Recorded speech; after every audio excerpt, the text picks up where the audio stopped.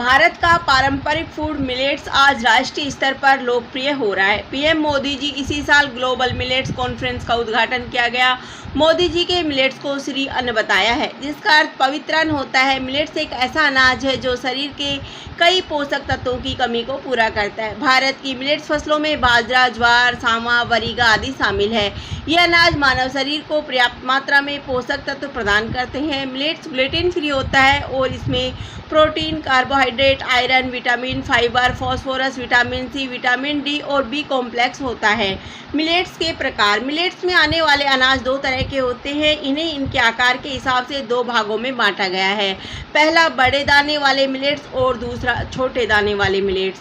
बड़े दानों वाले मिलेट्स में ज्वार और बाजरा शामिल है, वहीं दूसरे और छोटे दानों वाले मिलेट्स में रागी, कोदो, सावा, कुटकी शामिल है। लेकिन इन अनाजों को आज गेहूं और चावल ने पीछे छोड़ दिया है।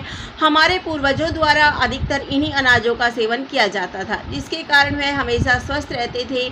इन अनाजों की महत्वता को देखते हुए इन्हें दोबारा से भारतीय थाली में लाने की कोशिश की जा रही है। भारत सरकार द्वारा भी लोगों से इन अनाजों का उपयोग करने के लिए कहा जा रहा है।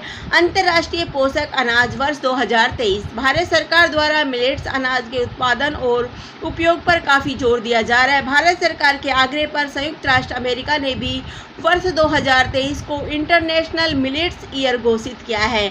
मिलेट्स अनाज न केवल खाने वालों के लिए बल्कि उगाने वालों के लिए भी फायदेमंद होते हैं। इन अनाजों को किसानों का मित्र कहा जाता है, क्योंकि यह अनाज कम परिश्रम और कम लागत में उगाए जा सकते हैं। इसके अलावा यह अनाज बाकी अनाजों की तरह जलवायु परिवर्तन से प्रभावित नहीं होते। यह अनाज बिना किसी उर्वरक के और किसी भी तरह की मिट्टी में उग जाते हैं।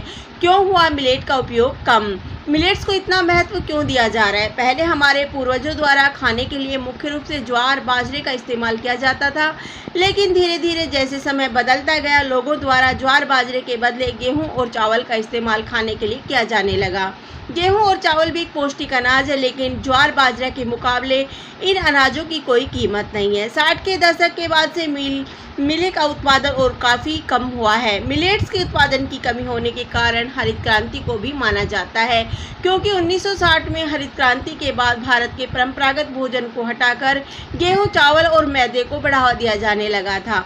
निष्कर्ष: कोरोना जैसी महामारी के बाद से लोगों में स्वास्थ्य के प्रति काफ़ी जागरूकता बढ़ गई है।